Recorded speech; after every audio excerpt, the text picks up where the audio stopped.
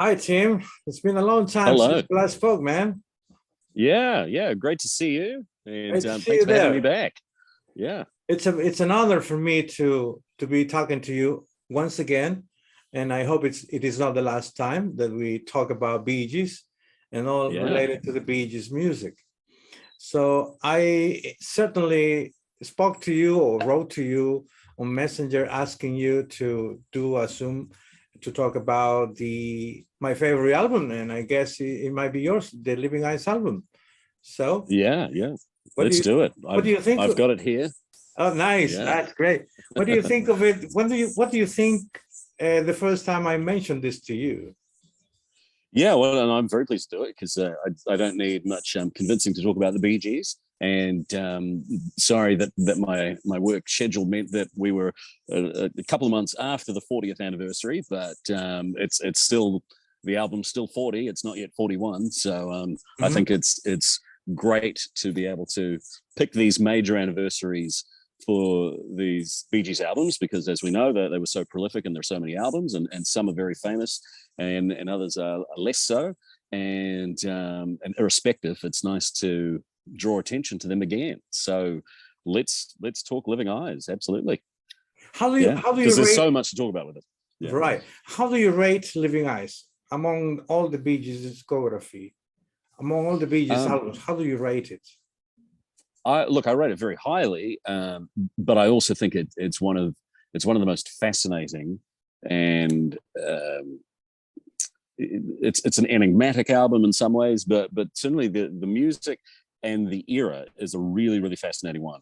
Now, while a documentary that focused on this chapter in the Bee Gees' career would have much less of a broad appeal than the recent big screen Bee Gees doco, I would still love there to be a doco about this period of the Bee Gees' career because it's so tumultuous in many ways, while also having such terrific music. And so, we can get into some of that. But what happened was with the backlash against the Bee Gees as the 70s became the 80s, and their record company was falling apart, and the band that they used, who'd been on those amazing songs from 75 to 79, that was splintering, and there were personal issues for Morris and Robin at the time.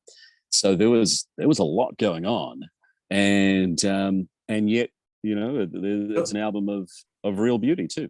so you would say that the Bee Gees, the brothers, were under a lot of pressure when they were about to create this album. Yeah.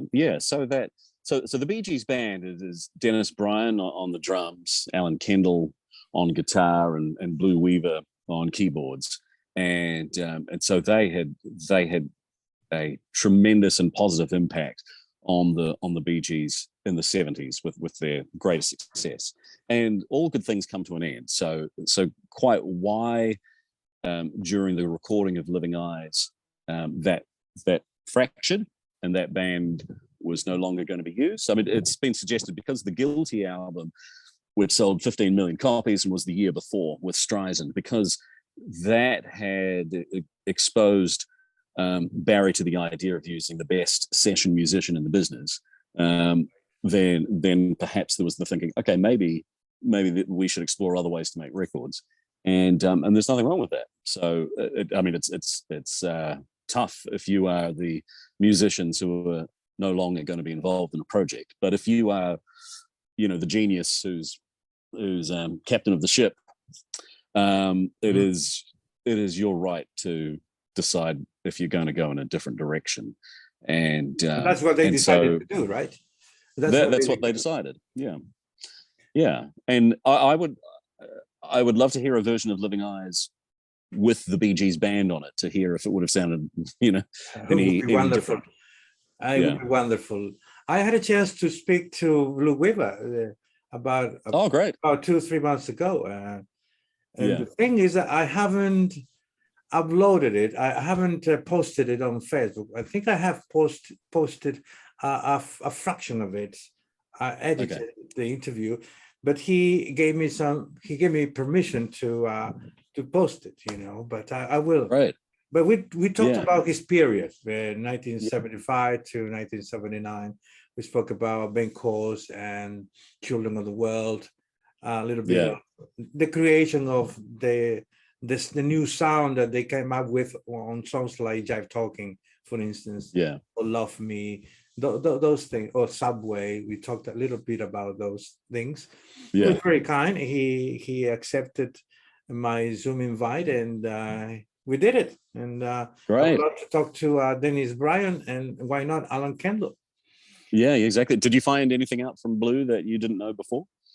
I found out that he writes music, and he's still in the business, in the music business, and a very gentle man. You know, he's a nice man.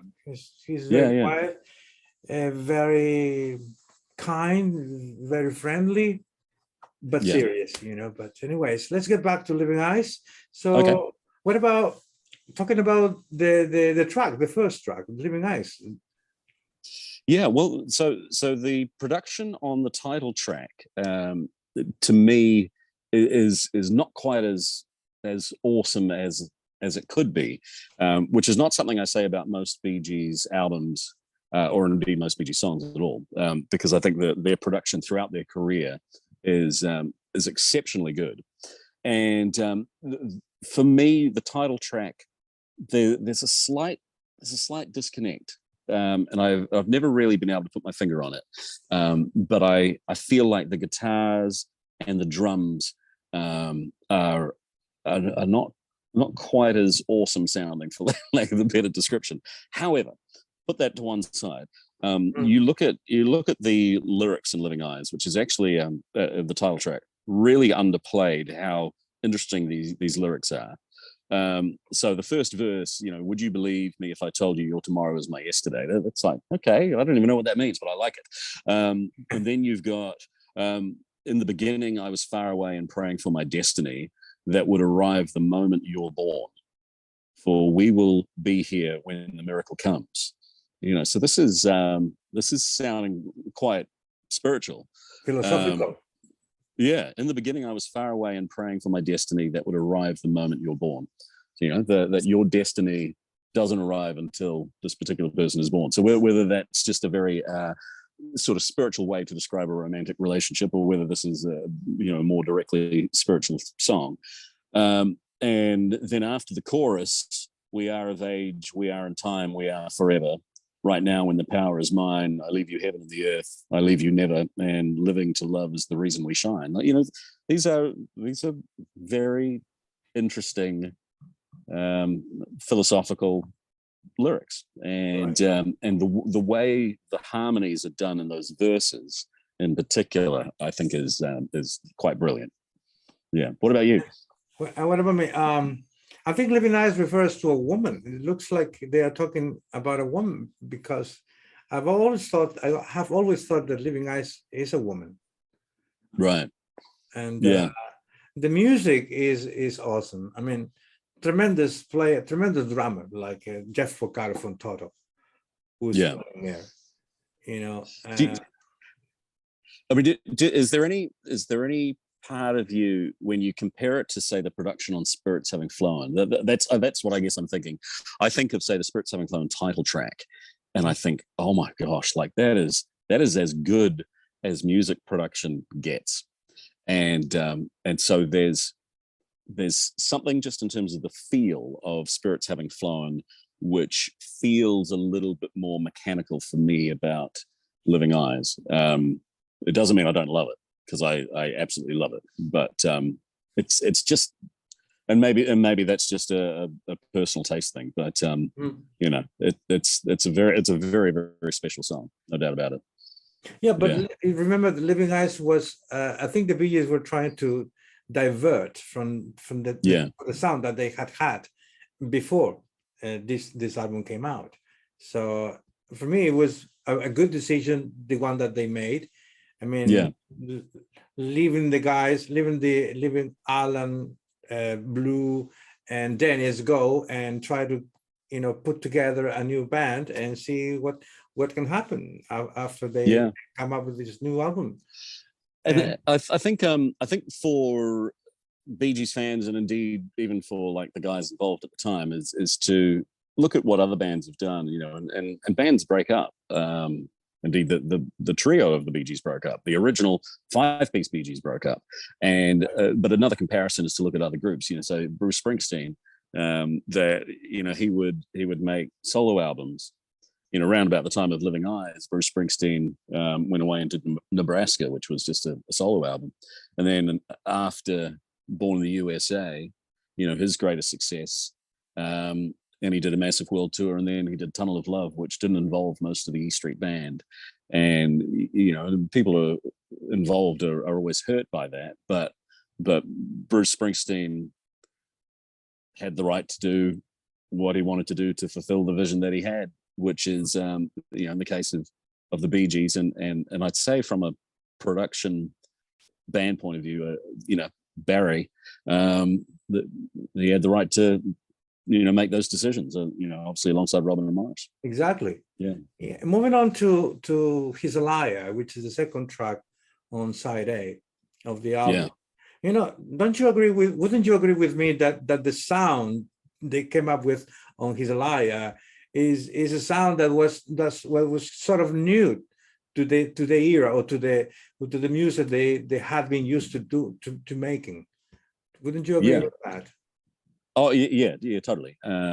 So like any band who had been huge in the late 70s, when you're putting out music in the 80s, then there's a feeling of we've got to sound different. I mean, it's interesting. This is not really such a thing right now, and part of it is that popular music, as we know it, has only been around since 1955. But when you're saying that in the year 2022, that's a whole lot more time and music under the belt than in, say, 1981. You know, so in 1981, popular music, as people knew it, had only been going since 1955. And what's the math on that? Is that 26 years? Is that right? I used to be so good at math. Yeah. Okay. So like it's a really short period of time, which means that the artists kept reinventing themselves, and as Barry has talked about, you know, as the decade ends, the industry is almost demanding that everything sounds new. Whereas now, you know, I mean, bands still change and evolve and everything, but no, it's not like there's an industry demand for it. I mean, if Taylor Swift makes a folk album, it's not because the industry demands that she must sound different to previous albums. It's because she wants to sound different. But the industry really demanded that if you were going to be a viable, you know, going concern in the 80s, you needed to sound quite different to how you did in the 70s. And how about the lyrics? Silly. And how about the lyrics? How about the lyrics, Tim? Yeah, well, this one got caught up in the fact that there was legal action against Robert Stigwood at the time. So the biggest lawsuit in the history of the music industry was currently taking place, and you know, it was $250 million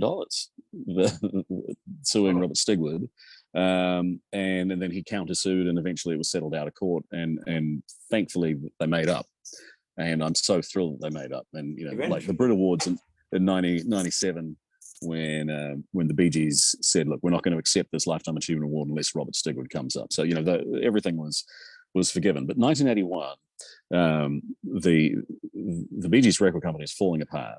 It's very hard to have a hit album if your record company is falling apart and you don't have those people on your side to promote it. And you're not going to have those people on your side to promote it if you're taking legal action against them, however justified or not. So that's you know, one part of why the album didn't sell as many as it otherwise would have. A song called He's a Liar, when you're taking legal action, it did apparently lead some people to believe that it was about Stigwood, even though it's not. It's not.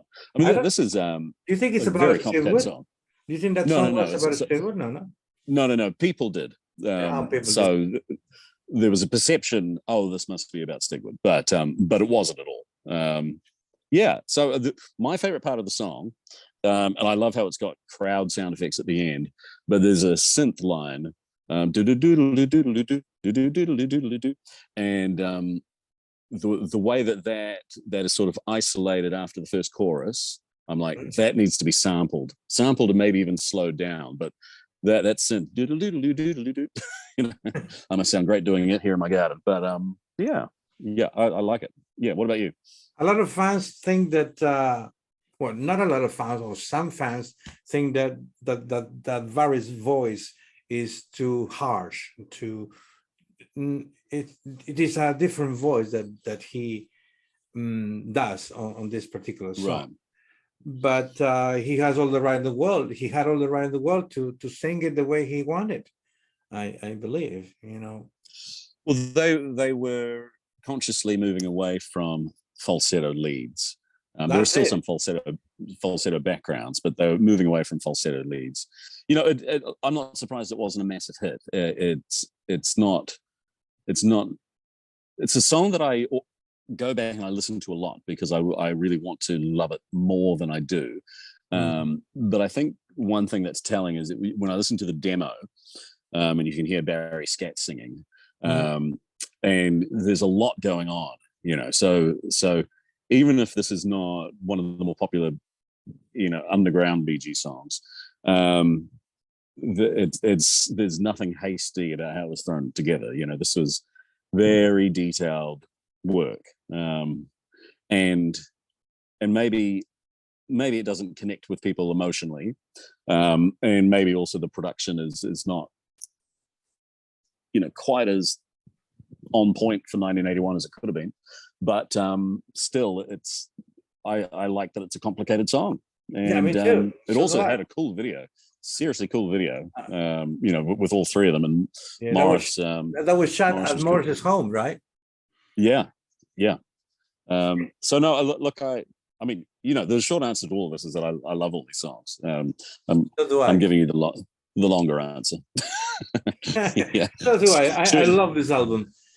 Now, should we look at track 3, Paradise? Yeah, sure. Do you think there is a paradise in the world?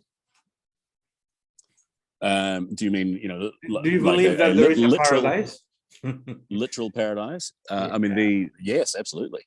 I mean, are you asking if I believe in heaven? I certainly hope so. As far as whether there's paradise here on Earth, yeah, and I've seen places which have felt like absolute paradise. I mean, there's places in New Zealand which definitely feel like paradise. Outside, if I take away my bias from my own country, the Tioman Island on the east coast of Peninsular Malaysia, and I lived in Malaysia when I was a kid, so this is also a bias, but Tioman Island is just my favorite island. Tropical island with dense jungle and white sandy beaches, and there's a tiny island off the coast of Tioman, which it's totally protected, you can't build anything on, and it's the whitest sand and the most perfectly clear turquoise water.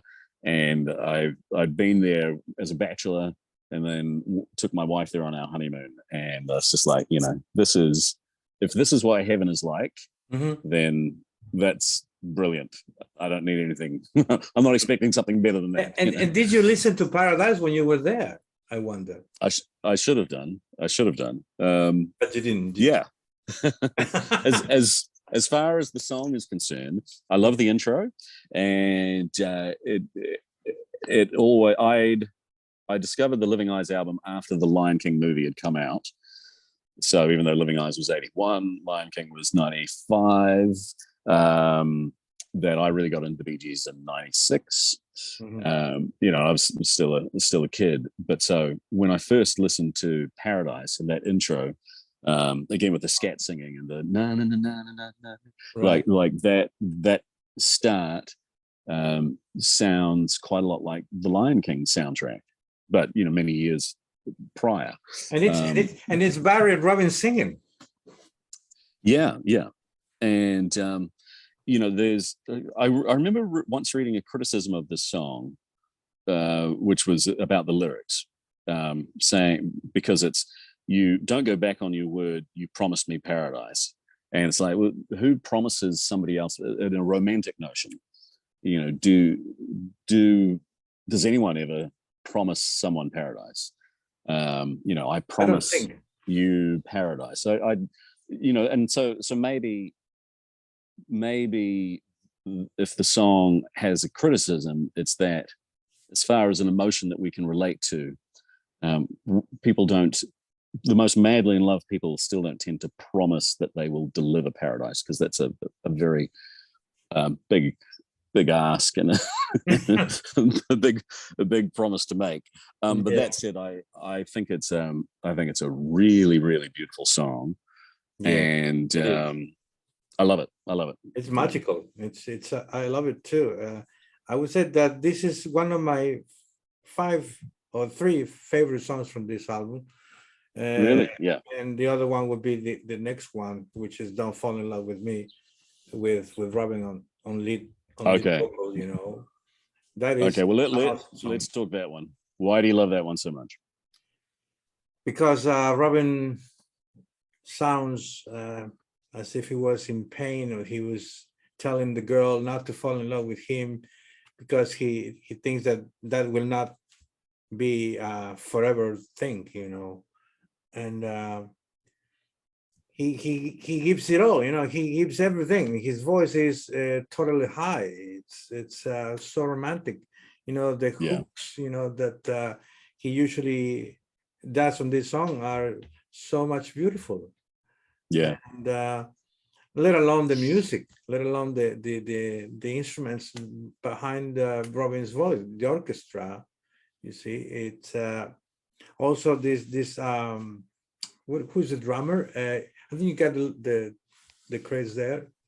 I do. I've got the Japanese edition, so it gives me English lyrics and then Japanese lyrics. Is it going to give me personnel? Because we know that on the album, Picaro was used and Steve Gadd was used. Steve Gadd, I think he's the drummer on that song. Is it Steve Gadd on that one? Yeah. So no, my Japanese is failing me as far as unless it's on this part here. Here we go. Look, I just pull out the sleeve. Lyrics, yeah. And this tells me that Paradise was Steve Gadd, and Don't Fall in Love with Me, yeah, Steve Gadd again.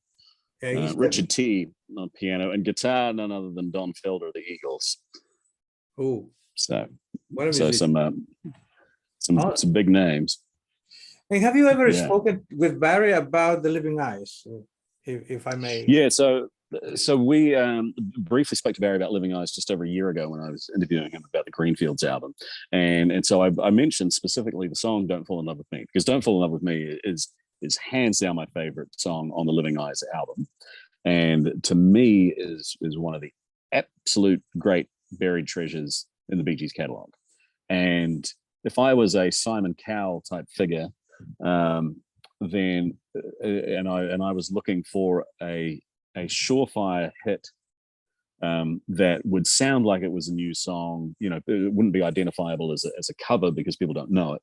You know, I would be going into the back catalogue of the Bee Gees and going, okay, well, we know you've got a million hits, but you were so brilliant that we know you've also got a million songs that should have been hits. And so let's go for one of those should-haves and should-haves. And Don't Fall in Love with Me is one of those. And so, again, Simon Cowell type figure, whether it's a boy band, whether it's a sort of modern day sort of soul type singer, but I think it's pretty malleable for all kinds of groups, so long as you've got harmonies on the chorus, because that "Gonna Be a Lonely Night," Nothing But a Lonely Night in the chorus with the 3-part harmony is just sublime. So yes, to answer your question, so I mentioned that to Barry about the "Gonna Be a Lonely Night," and he was like, "Oh my gosh," he's like, I'm getting chills, like, and he said he was getting visions, and he hadn't listened to the song since they made it. You know, I mean, that's it's the best song amazing on that album. Don't Fall in Love with Me. And you're right, like it. So beyond the enormity of the chorus, because the chorus is huge, and that's the hook. I mean, that's the hook, which doesn't matter if it's 1981 or it's 2022. Yeah.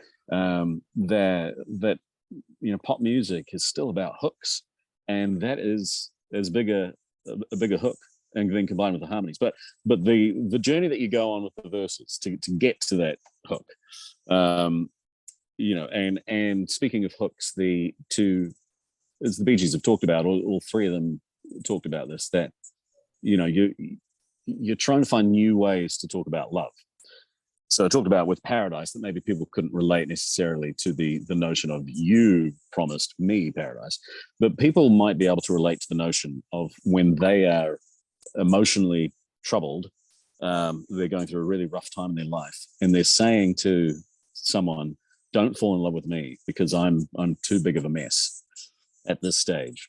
And that's a heartbreaking idea, but it's also an idea that I think most people could relate to at some point in their lives. We've probably all felt like we shouldn't be fallen in love with, and you know, so it's desperately sad. And then you know, Robin was going through divorce at the time, and he pours it out. I think if a man said that to a woman, he is making a sacrifice. I mean, I wouldn't say it to a woman, don't fall in love with me. It's a love that just won't last. You look at the future, but you see the past. Yeah. It's a contradiction in terms, you know. I mean, but also the line, all you're going to get in the morning is a lonely night, you know. So you wake up in the morning, you're like, oh, you know, it's another lonely night, and it's great. I mean, the only thing I would change about that song is the sort of the grandiose intro doesn't necessarily fit with the rest of the song. If I was making a production suggestion. So if you were the producer, if you had been the producer, would you have shortened it?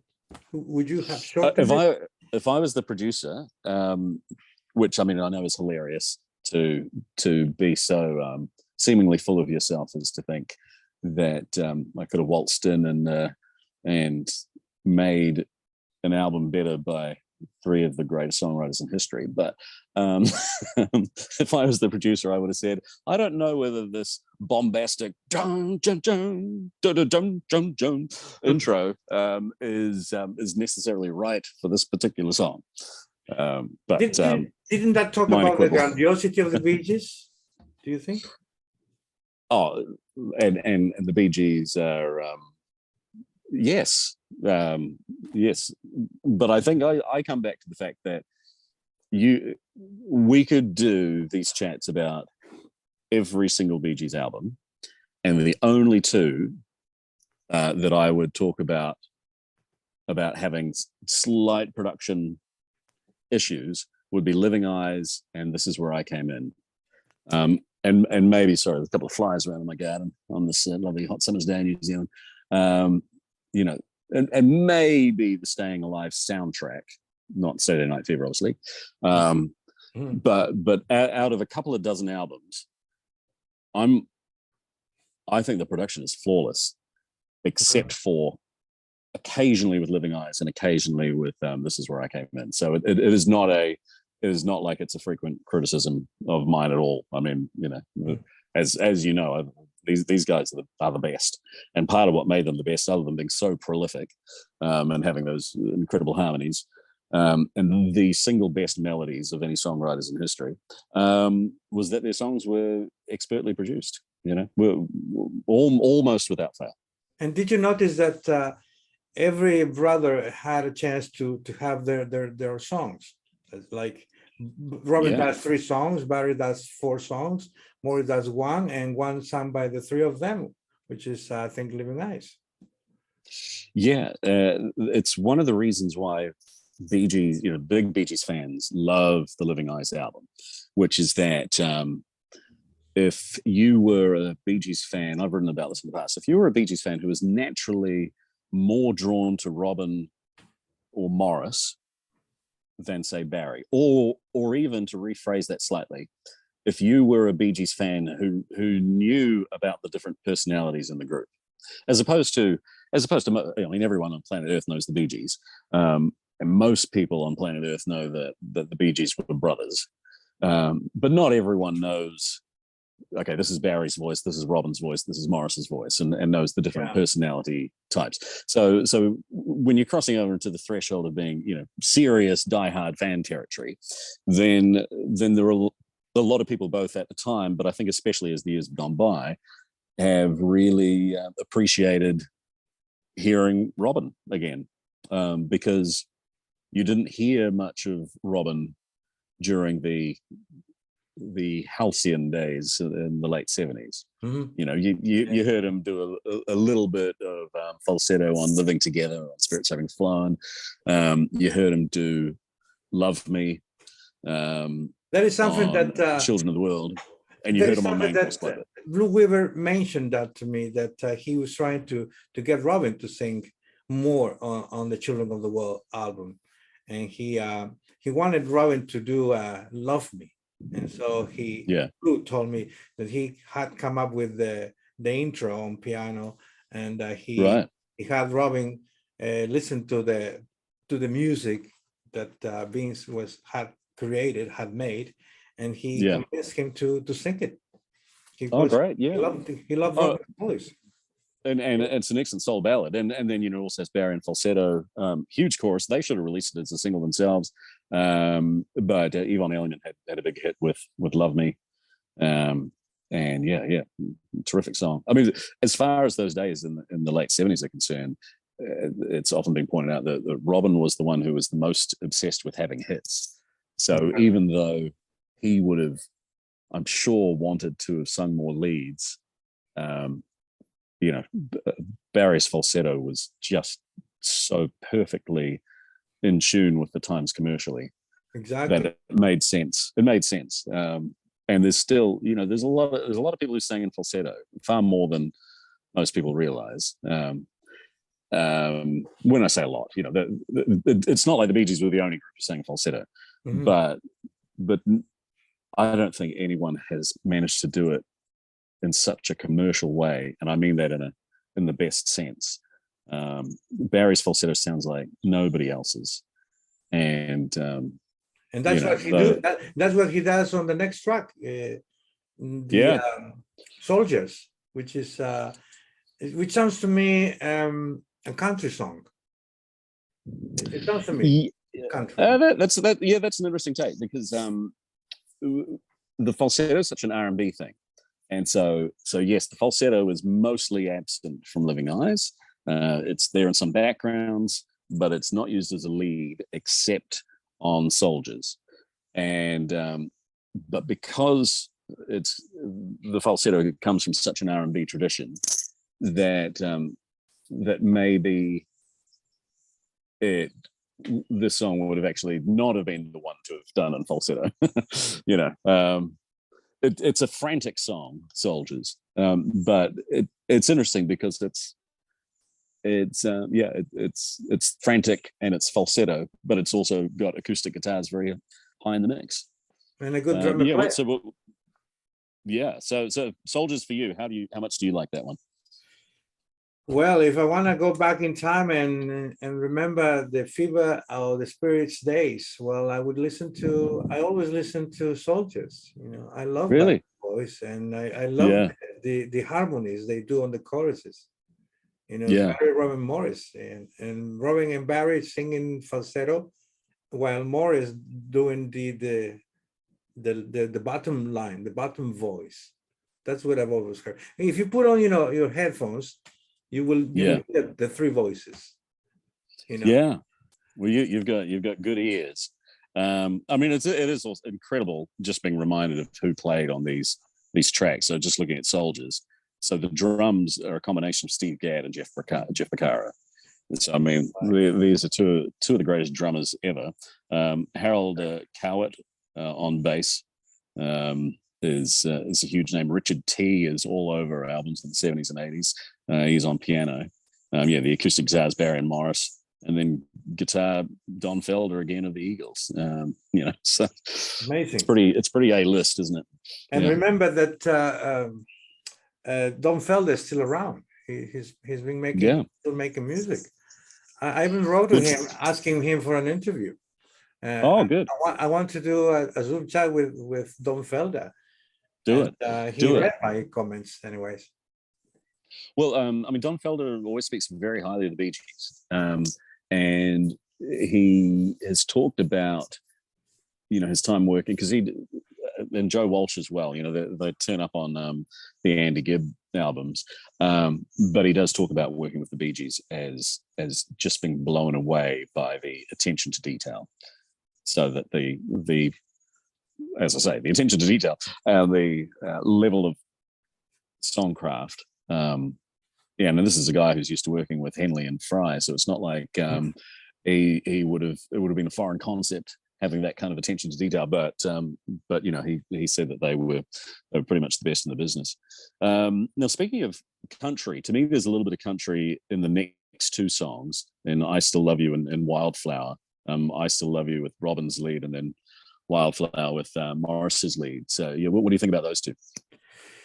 I love those two. First of all, "I Still Love You" because Robin is on lead, and if you listen to the bridge, which is sung by, I don't know if it's the three, but I hear Morris's voice and Robin's voice. Yeah.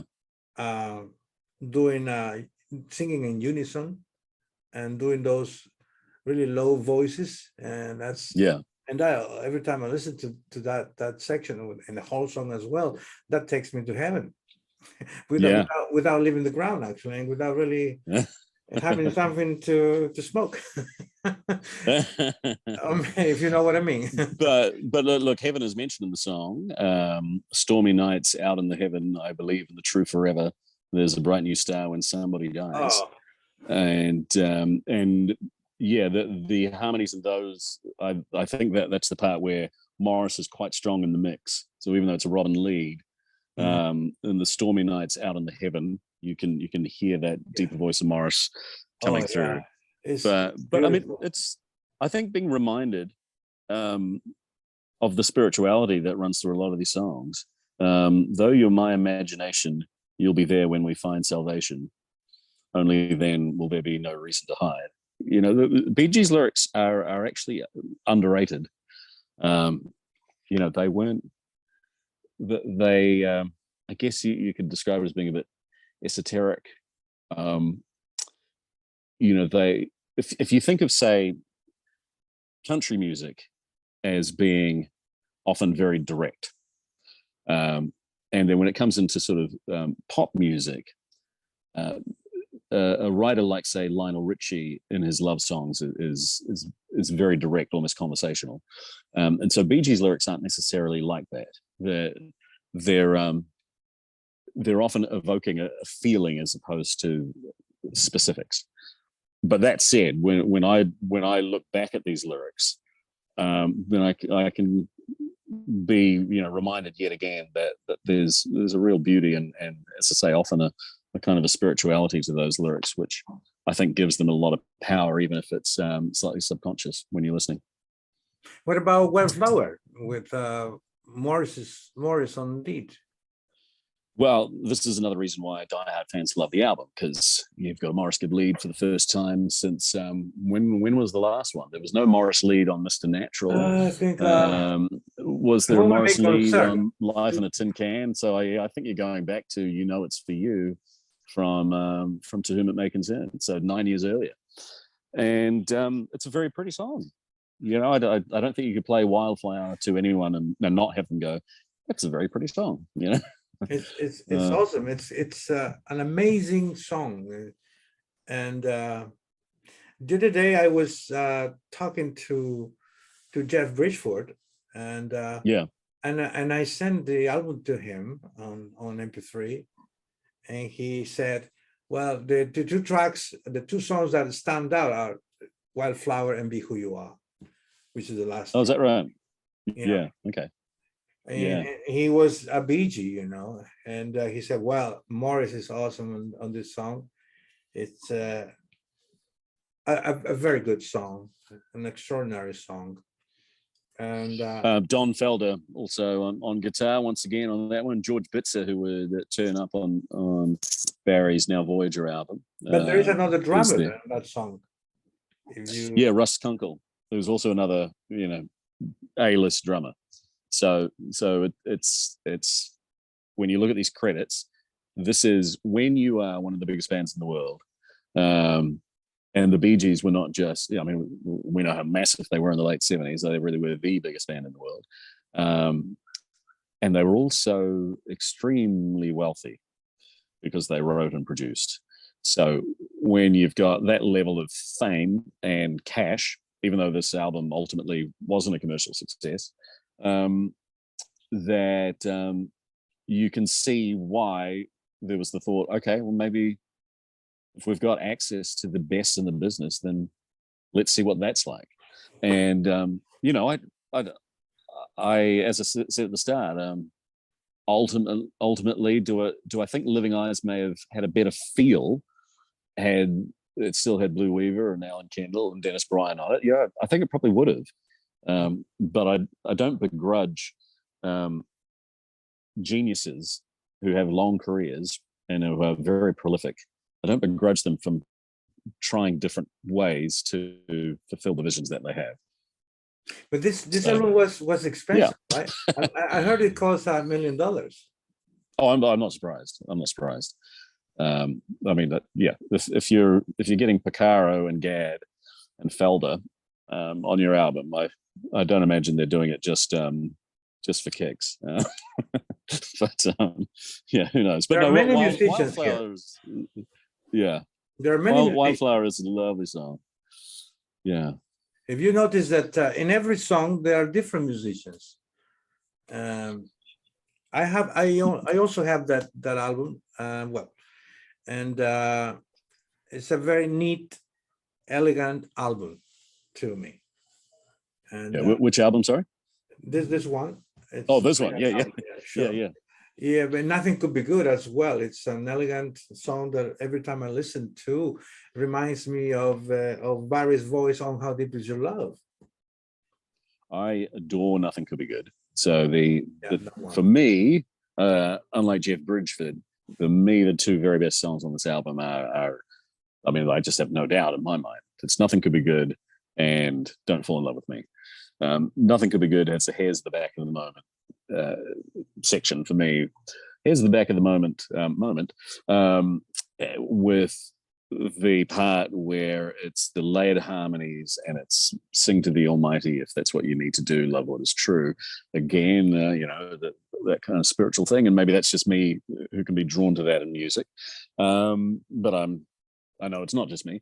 But it's a really very, very, very beautiful love song, and And I also love the production on this one. It's bang on for the early 80s. And I think is an extremely strong piece of adult contemporary love song writing. So yeah, this is a 5 stars absolutely for me for Nothing Could Be Good.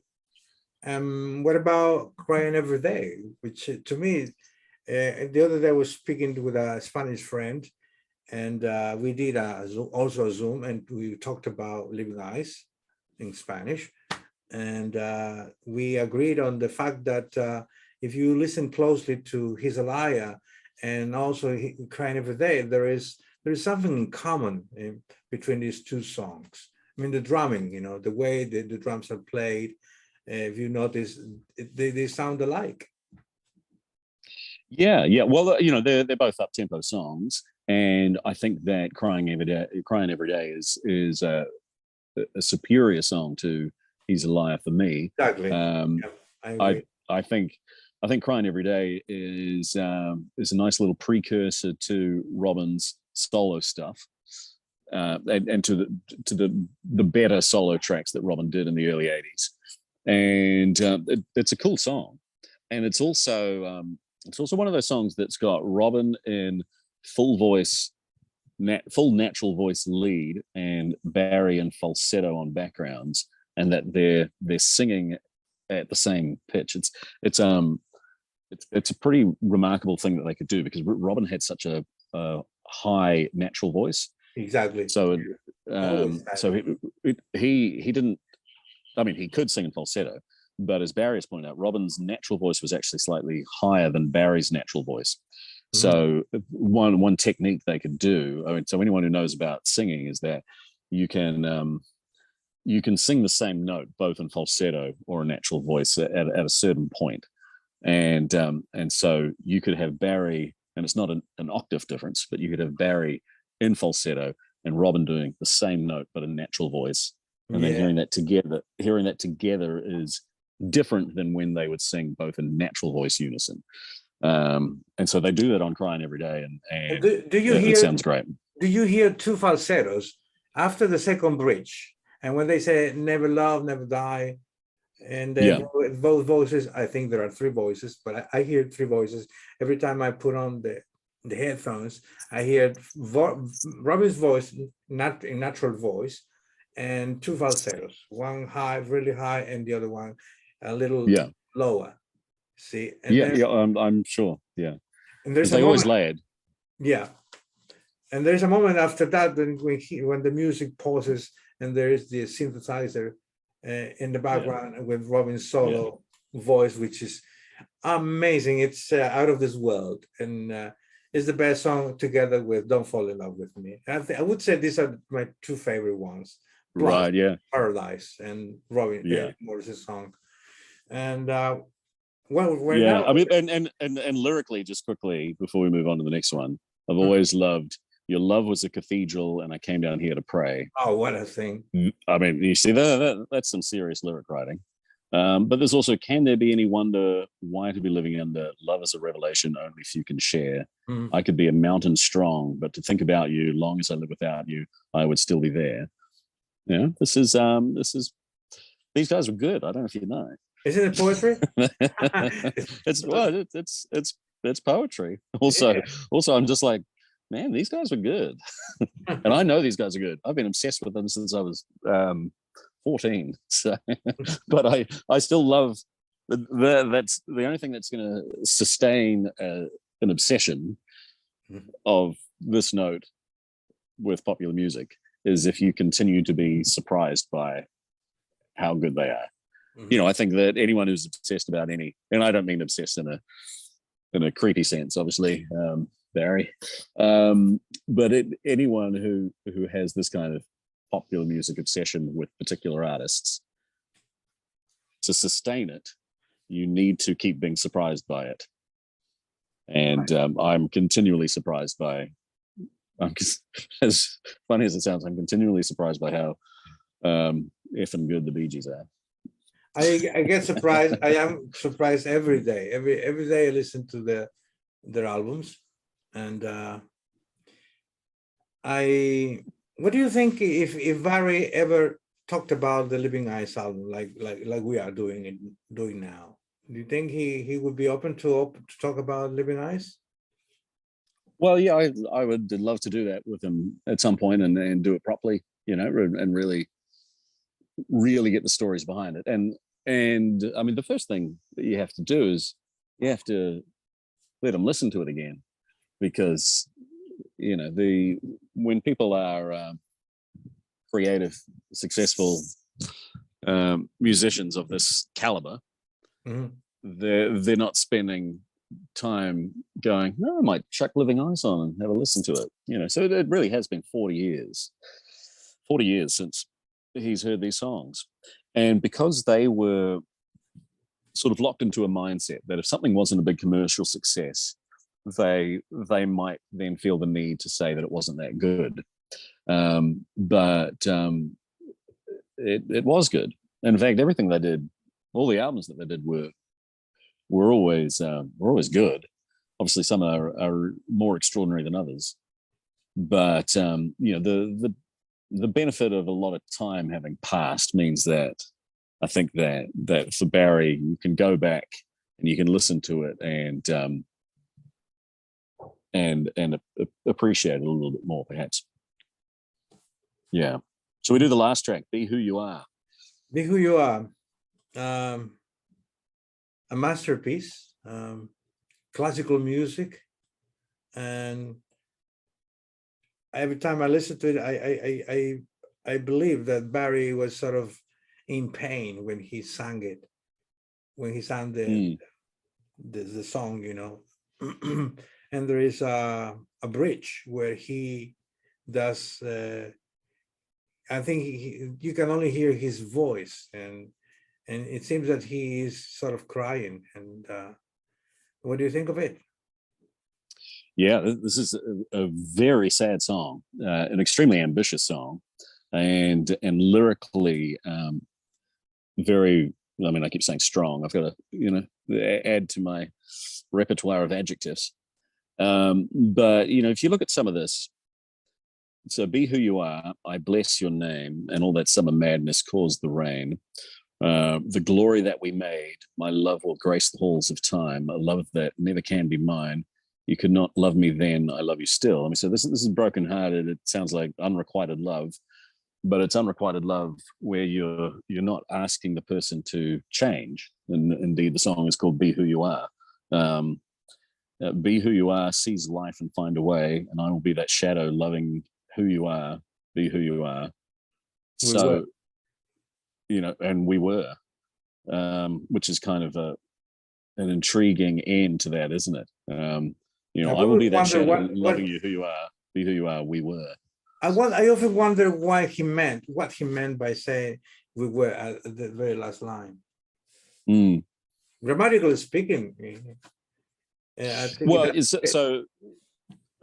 grammatically speaking, I mean, he said so much of the song sounds like unrequited love.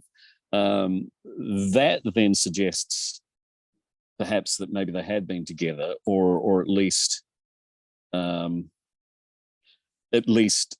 no, I'll change that. It's still unrequited love to me. They couldn't be together, but I think he's saying that he was also himself and she was herself, and these were two people who for whatever reason couldn't be together. But the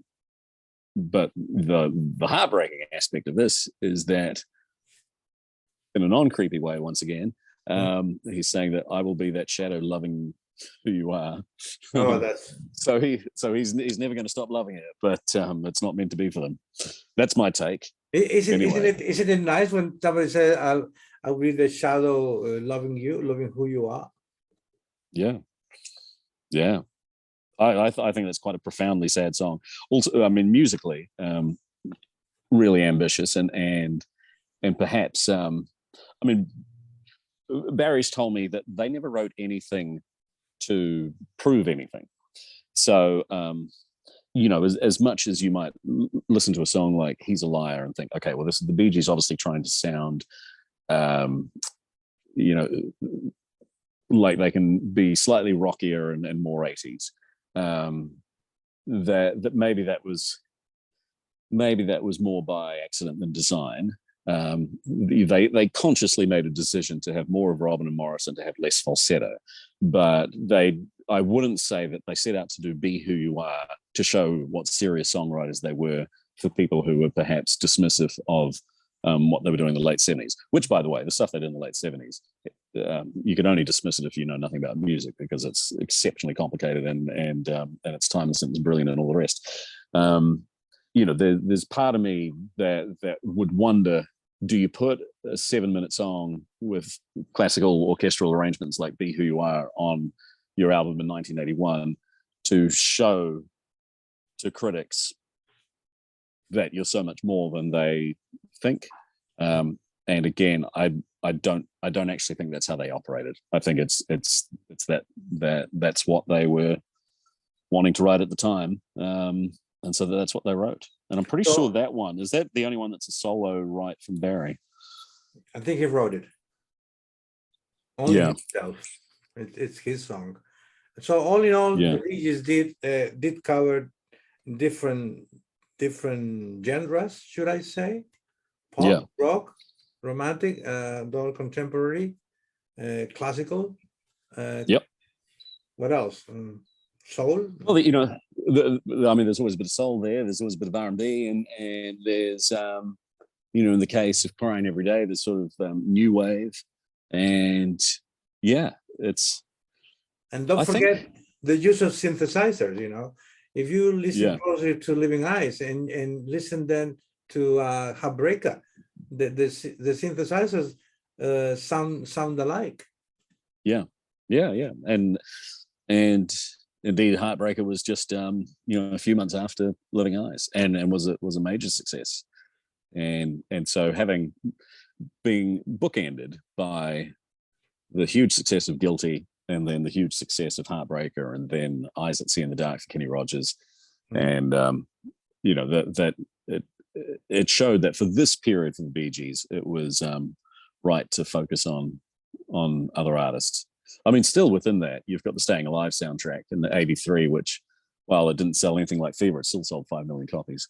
And Living Eyes, it's it was always said that it sold 750,000. I've seen stuff saying it probably internationally sold more like 1 million. And the Bee Gees weren't the only act to have a come down as the '70s gave way to the '80s. And the Fleetwood Mac, the sales difference between Rumours and Tusk was huge. I mean, one sold, at the time, one sold about 30 million copies and the other one sold about 4 million. Meatloaf sold, at the time about 30 million, and it's kept going up, but it sold about 30 million in Bat Out of Hell. And then his follow-up album, sold less than 1 million, I think. Wow. So they weren't the only act that found the transition to the '80s difficult. And yes, there's the disco backlash, but there's a lot of things at play there, including the legal action and the problems with the record company. And in the end, it didn't matter, because they kept making music, and they kept making amazing music.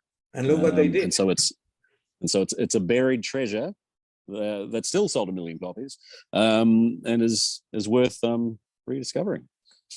Exactly. Yeah.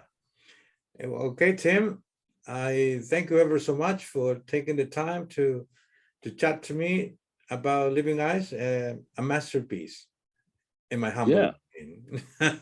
Well, I really like it too. I love that you love it so much, and indeed I love it too. But I love that there are people all over the world all these years later, and this album really means something to them. So that's that would make